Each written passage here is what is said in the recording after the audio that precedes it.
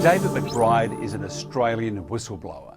In 2011 and 2013, he served in Afghanistan as a military lawyer to the Royal Australian Regiment and Australian Special Forces. Over 2 tours, he became increasingly concerned that the war was dictated by politics rather than the best interest of Australians and Australian soldiers.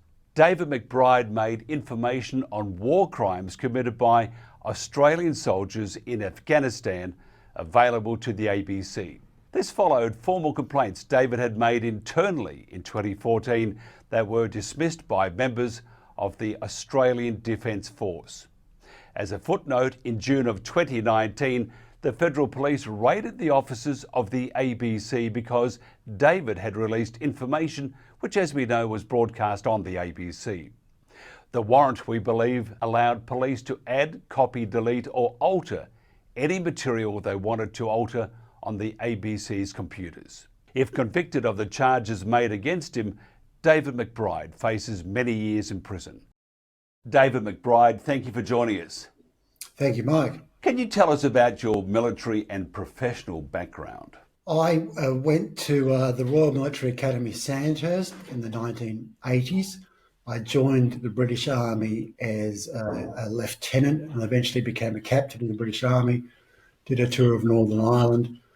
I'm Australian by birth and I came back to Australia, became a lawyer, and I eventually joined the Australian military as what in America they call a JAG, as a military lawyer.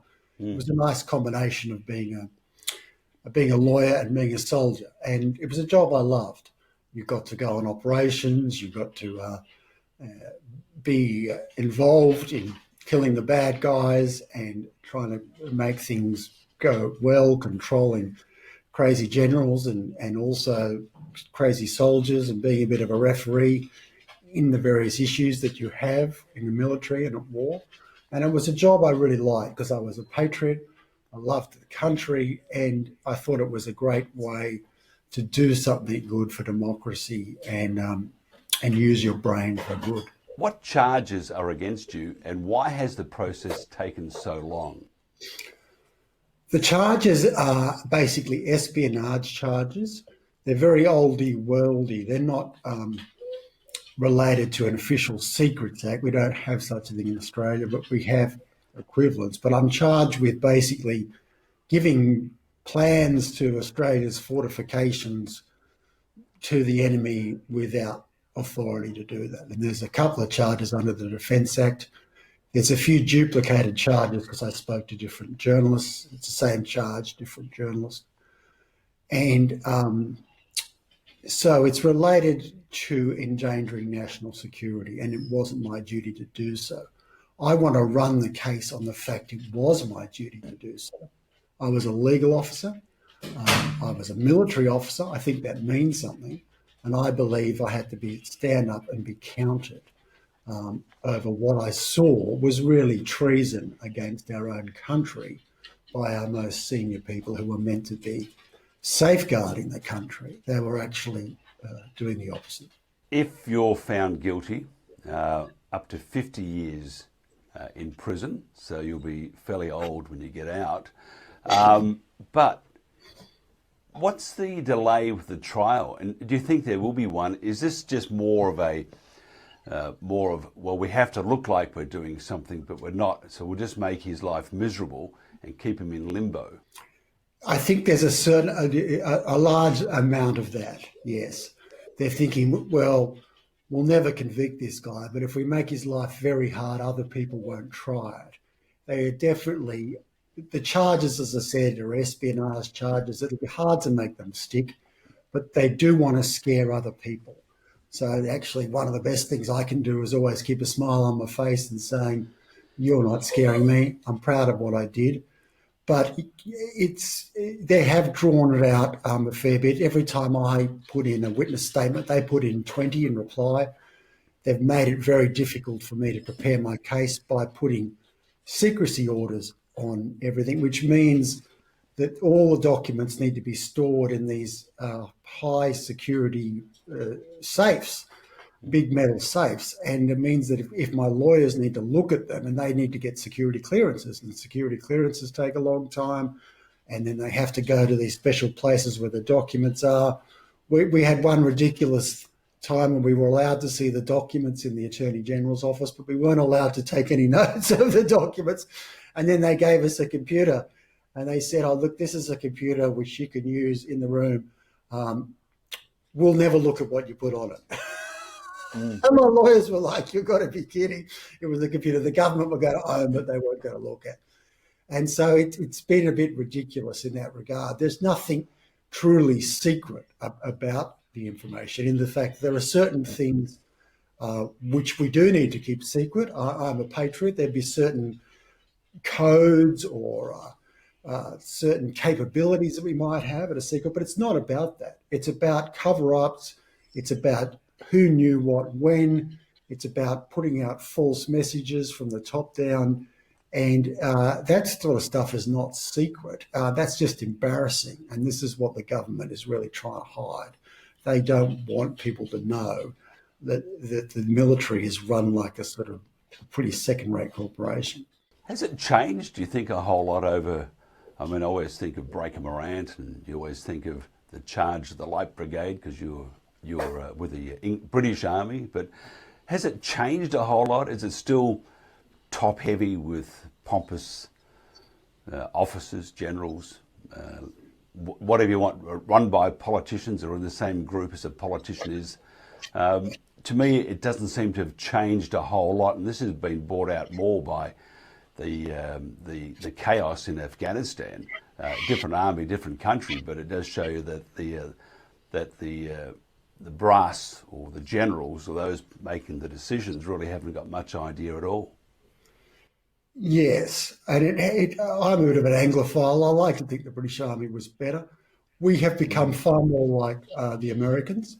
All our senior people are politicians. I complained once to a senior leader. I said, I'm worried the senior leadership of the Defence Force are really just politicians in uniform. And he looked at me like I was mad, like, what did you think we are, you know? And that is one of the big problems. The military in Australia just genuinely see themselves as pantomime soldiers who do whatever the minister wants. I found that quite confronting. I didn't realise that. I believed that we were meant to be able to say, no, minister. And this is, one of the problems I had when I was first trying to be whistleblower was getting people to understand why that was bad. And the good thing about Afghanistan is it shows why that is bad. The generals kept saying we are winning when we were losing. The generals kept saying everything is going well when it wasn't. And the problem, because that's what the politicians wanted them to say, because there's an election cycle coming up and everybody wants good news, no one wants bad news, so you just give out good news. That's all very well until it all comes tumbling down and it realised, you know, you've been lying all this time and the whole thing collapsed like a house of cards because you were just saying it was going well when it wasn't. We were trying to win the war by saying we were winning the war because that's what the politicians wanted. So that only goes so far. You know, if we were fighting a war today, you know, with the Japanese, the way we would do it was we would get a green screen of Darwin and we would get some actors there showing us beating the Japanese, and meanwhile Darwin will be burning, you know. That's the way they want to do it. They want to put they think fake messages are enough. They don't care about, and you'd think, well, they'd never get away with that. But as you know, the terrible thing, and this is probably the biggest takeaway from it, is that they can get away with false messages over a period of 20 years. There's a lot of compliant people in the media.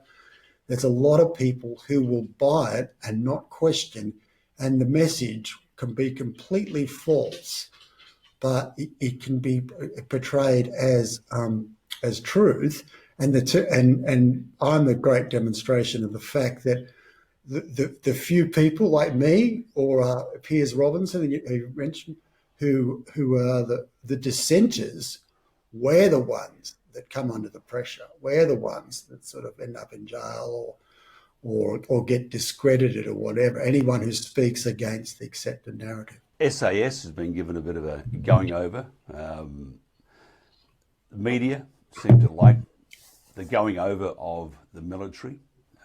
What are your thoughts on the media and one broadcaster in Australia in particular does it so well, being the ABC. If you're a bloke, you're in trouble. If you're white, you're in trouble. If you mix those together, and with the SAS, you're in real trouble. What's the actual feeling of the troops, of the rank and file of this unfair attack by the media on the SAS through various means? I don't know. I mean, it is again a bit like the war. We're reaping what we sow, and the average soldier in the Australian Army does a very good job. That needs to be recognised. And even if it was a misguided war and a lot of things went wrong, the blame needs to be at the top, not at the bottom. That's for sure. And I do agree that drinking culture was never the problem. It still isn't the problem. Some of our leaders didn't drink and spent their days on their knees praying or whatever, and they were terrible leaders. I'd like to see, before any SAS soldiers get in trouble for drinking too much, I'd like to see a general put on trial. A royal commission would be enough to explain why Afghanistan was such a clusterfuck and why he said nothing, excuse my language, why it was so.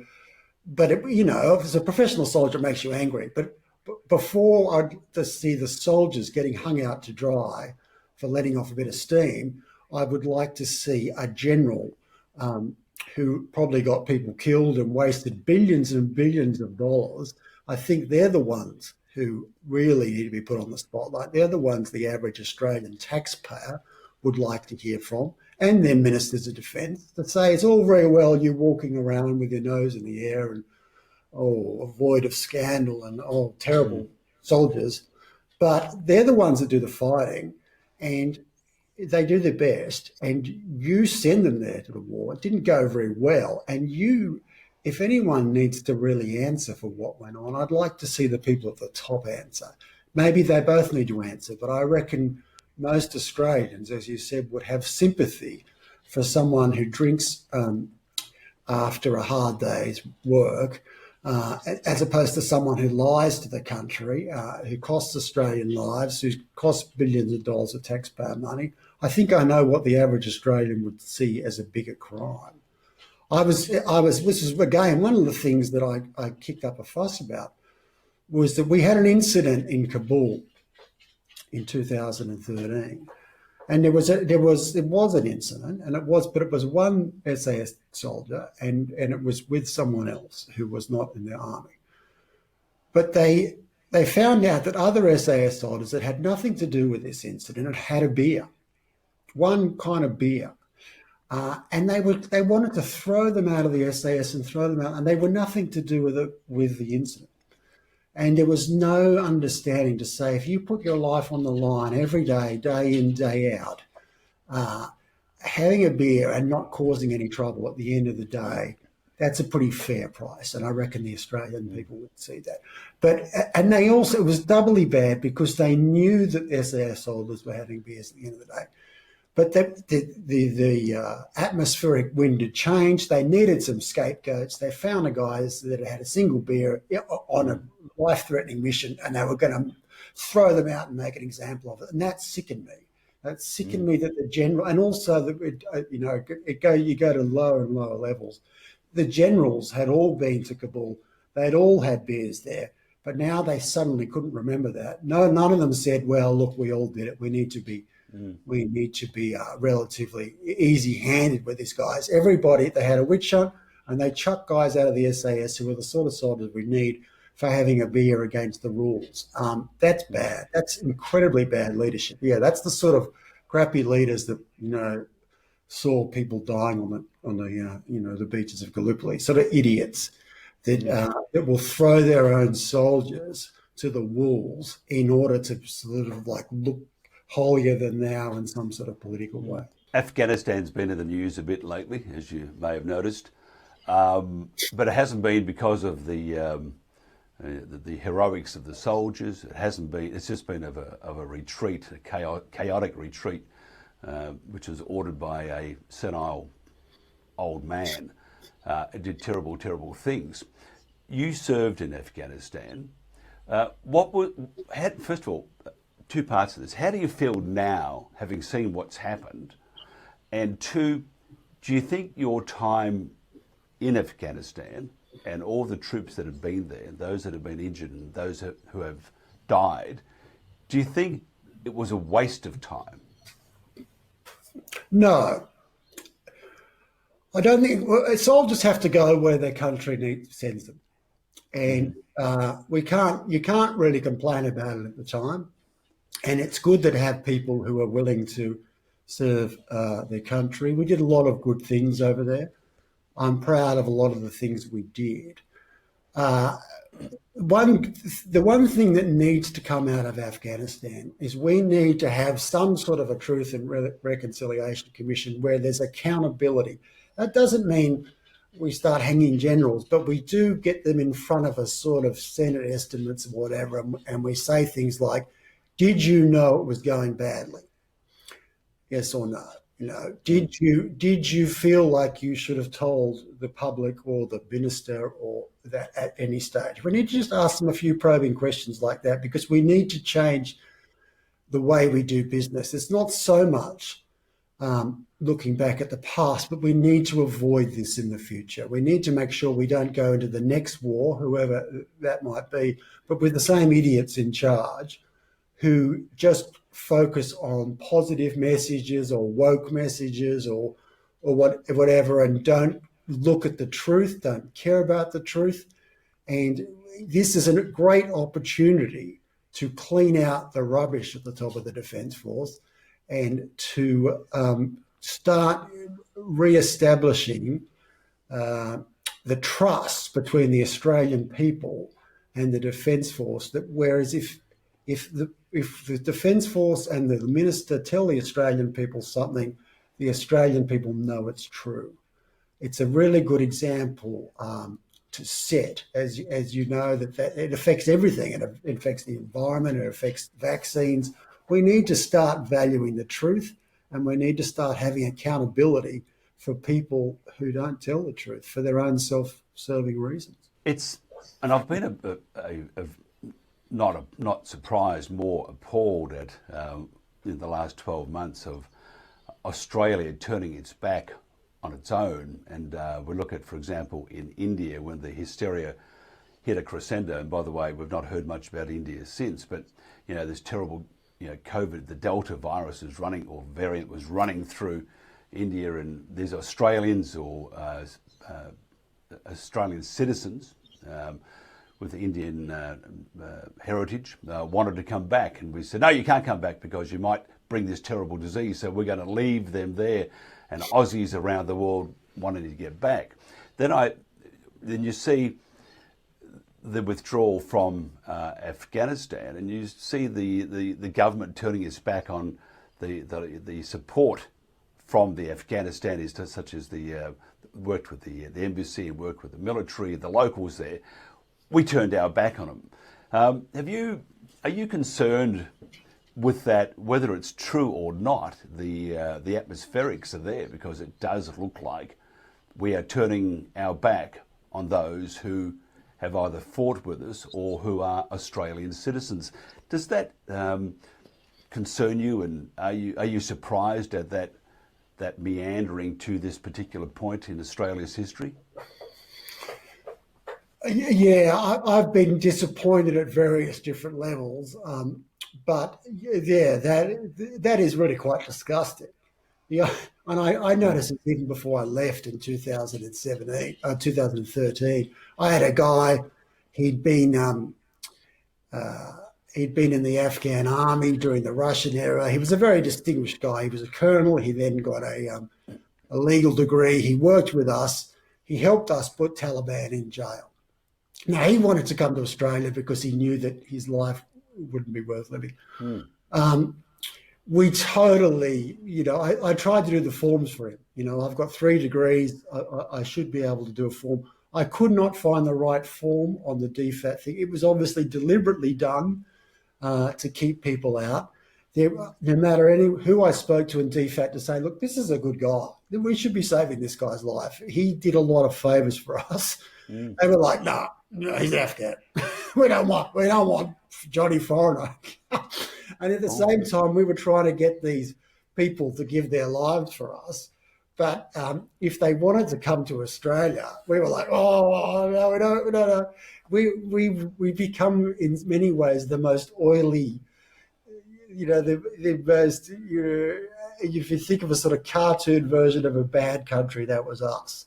We expected loyalty of people laying down their lives for us, but we wouldn't give them the time of day. Yeah, the tragedy, the people we let die simply because some pencil pusher in DFAT or couldn't be bothered to, look at the forms, or it was pretty disgraceful. If you were an Afghan and you worked with us, you'd be divided because Australian character is very good, and you see it in the tears in their eyes. They'd say things like, "We loved Australia, but this betrayal," and it was a betrayal. This betrayal, breaks our hearts, and it really is a staining of our national soul that we would leave people there because some 30-year-old idiot without any real experience is not sure whether they're going to be a suicide. I got to tell you, anyone that we say from Afghanistan to come to Australia who wants to live in Australia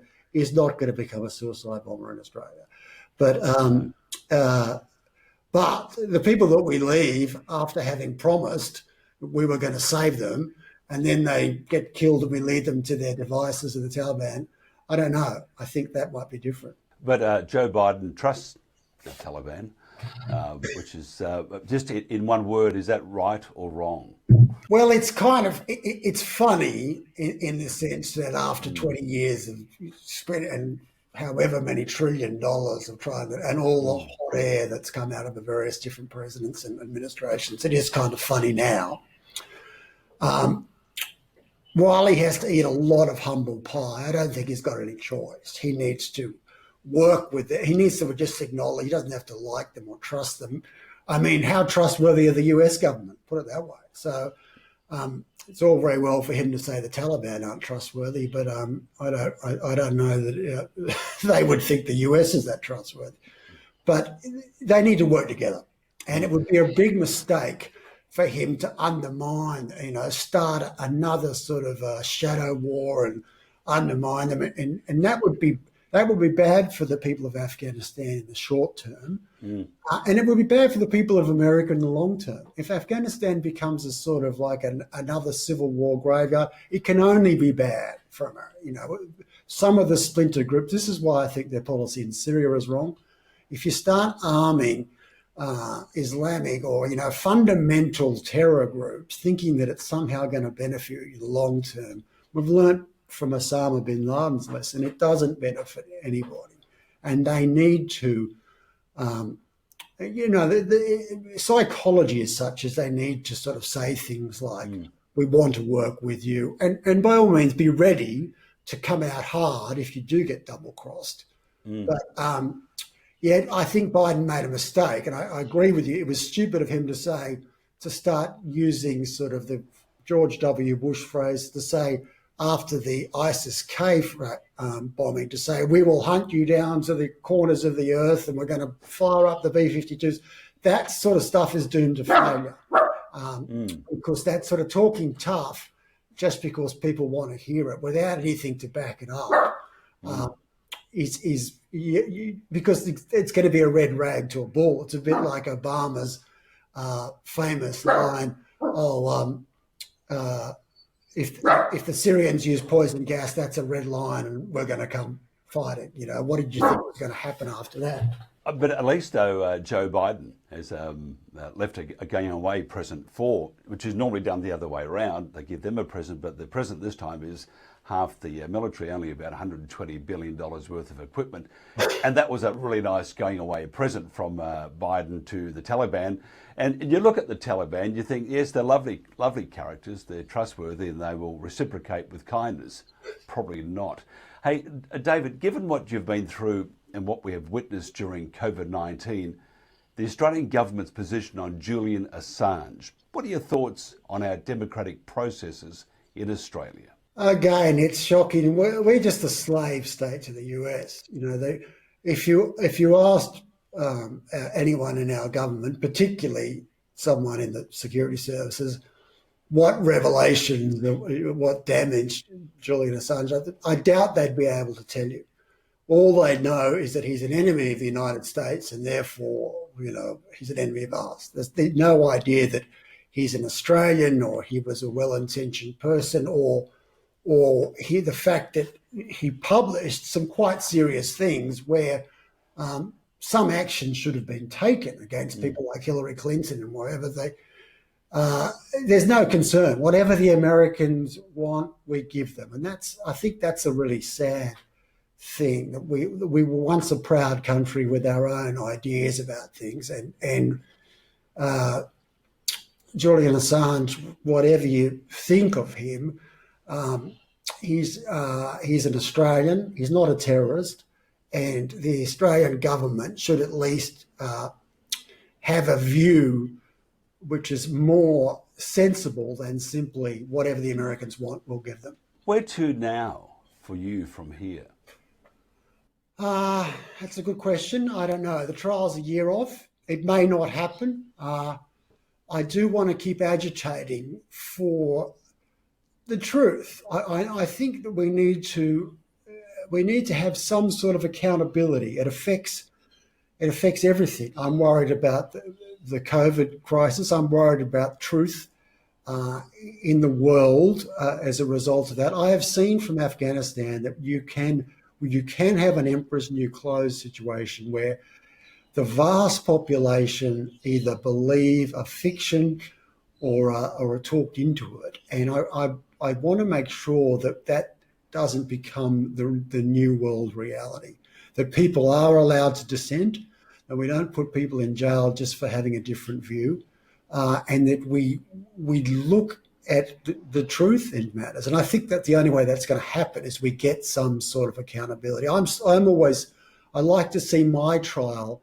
as, rather me being on trial, the government's on trial, because my justification will always be I was justified in what I did, and then the judge will have to look at why I was justified.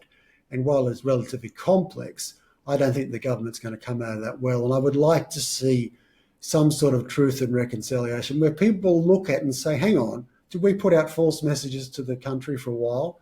And did we knowingly lie to the electorate? And I mean, no one will go to jail for that, but it'll be a bit like the Banking Royal Commission, and it'll be embarrassing. And you only need to embarrass some of these head honchos a few times, and people will think twice. That's all I want them to do, because I can see unless we reverse the trajectory where governments and various just make stuff up and think, oh, well, often what we said in relation to the military was whatever sounds good is what we'll say. Now, I want to try to stop that, where people don't just think, we'll just make stuff up. Whatever suits us. You know, we'll say this vaccine works even if it doesn't. You know, we'll rubbish anybody that says it's dangerous, because that is our narrative, and we don't even bother having to look into the facts. We'll just successfully assassinate anybody, you know, reputation or otherwise, who agrees with the narrative. Now, that I think is very dangerous. And it happened. It's a fact in Afghanistan. I don't claim to be an expert on the other areas. I know it was a fact in Afghanistan that we successfully put out a false narrative. I suspect it's the case in Syria. Piers Robinson would agree with that we successfully put out a false narrative. That is, like we said, the Syrians let off poison gas, but it was highly likely us. Now, that's pretty scary. And I have it on, it's reasonable that is happening in other areas. And we need people that's why I'm grateful for people like you, because you are the voices in the wilderness who, without you, people like me and Piers, we'd be disappeared probably. But a little bit of a voice is incredibly important, because the dissenters may soon be drowned out in favour of the government-approved narrative, and that's quite scary. Do you think it's odd that you're sent over to Afghanistan and we're sent to different parts of the world to fight for freedom, yet you come back to Australia and you have, through federal and various state governments, our freedom has been eroded, put on hold, taken away, and you can only get that back through basically coercion or blackmail. So you sent overseas to fight for freedom, and you come back here and those freedoms basically don't exist. Just quickly, how do you feel on that? I think it's disgusting. And you're right, I laugh. And we've become so unable to see the faults in our own country. I laugh when there was up in arms, and you're right, on the ABC especially. Oh my God, Afghans can't leave Kabul airport. Like, Australians can't leave Sydney airport. That's right. You can't leave anywhere. You'd get shot trying to drive over, climb over the fence of Mascot airport. And yet we were like, oh my God, they're animals. That's terrible. One more thing before we go, because we're running out of time. You served both with the British Army and you served with the Australian Army. Now, Rommel in the Second World War, my dad tells me these things, said that if he had the Aussies on his side, he would have won. Not all that much respect for the Brits, but a little more than the Americans. But he held Australia up to high esteem. Okay, you've served both armies, both British and Australian. The $10 million question, which is the best? It's pretty easy. The Australian soldiers are certainly of a higher capability. I was quite surprised when I met my first corporal in the Australian Army. He would have been a captain at the. He was a smart guy. However, the British Army officers are better. And it's ironic as to why, because they have the sort of chinless wonder system, and it works better because they're not professional officers. Most of them are in the army for 5-10 years before they go back to whatever their family state or whatever. And the advantage that actually has is that they will never do anything. They will never sacrifice their soldiers for their own career, because they've got more to lose. And I used to laugh at that idea, chinless wonders, but actually our career officers in Australia are bad because they think, I've got 40 years, I want to get to the top. So if they have an option of dumbing down, dudding their soldiers in order to get to the top, they'll do it. A career officer is a dangerous person. Whereas an amateur officer, while he might not, be as good at some things, when the shit hits the fan, he will stand up for his boys because he's made of the right stuff. It's been a pleasure chatting, talking. Would like to do more of these, though. Yeah, so many more things. I mean, it's a great conversation. Ex-major, is still regarded as major, or is it just ex-major? I think you can say retired major. Retired major sounds better, actually. Major retired. Retired Major David McBride, thank you very much. Thank you.